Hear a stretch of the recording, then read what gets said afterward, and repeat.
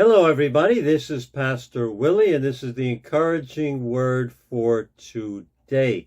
God has built certain spiritual principles into our world, and we learn them through experiences we have. Just like a child learns that fire or the stove is hot, not only by being told, but by touching it once or twice, and they learn. And there, God has built spiritual principles that can't be violated into our world. And we learn them as we go through the journey of life. And we learn them by the experiences we have. David learned a great lesson, a spiritual law in this situation with Nabal. Listen to 1 Samuel chapter 25, verse 39.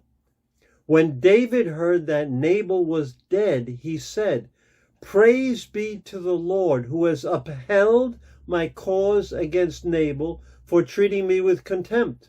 He has kept his servant from doing wrong and has brought Nabal's wrongdoing down on his own head." There's three things there.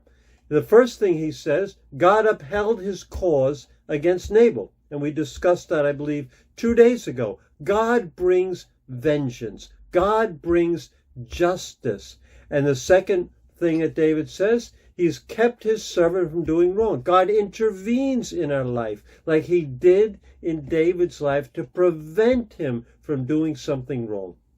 But the spiritual principle in all of this is the last part, where David says, God has brought Nabal's wrongdoing down on his own head.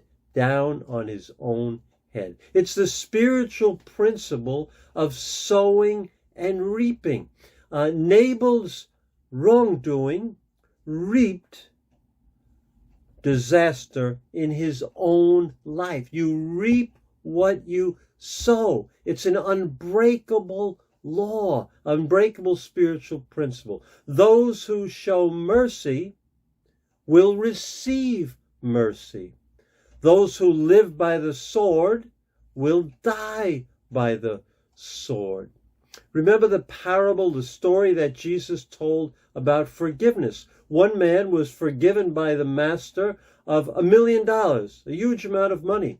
Then he went out, and there was another fellow servant who owed him about $10, and he refused to forgive him.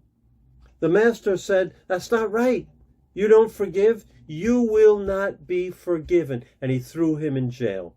And the prayer we know is the Lord's Prayer, "Our Father, forgive us our sins as we forgive those who sin against us." The law of sowing and reaping. You treat others the way you want to be treated. Now we see this principle in life. Just pick up the newspaper. You see it. Those who do violence die violent deaths. And Matthew 7 verse 2, Jesus said, "With the measure you use, it will be measured to you." You sow good seed and you're patient, you'll reap a good harvest. You sow bad seed, in time you will reap a bad harvest. You'll reap weeds. It'll come back on you. So Nabal's wrongdoing came back to himself. And it makes me think of the story in the book of Esther, where this man Haman was intent on killing Esther, all the Jews, and especially her uncle Mordecai. So he had some gallows, which are where they would hang people by the neck, huge gallows constructed so that Mordecai could be hanged on them. And if you know the story, and if you don't, I encourage you to read the book of Esther. It's only a few short chapters. What happened is Haman ended up being hung on the gallows that he prepared for Mordecai. It came back on him. That's a scary, scary principle. The evil we do will come back to us. So it's scary, but it's also informative.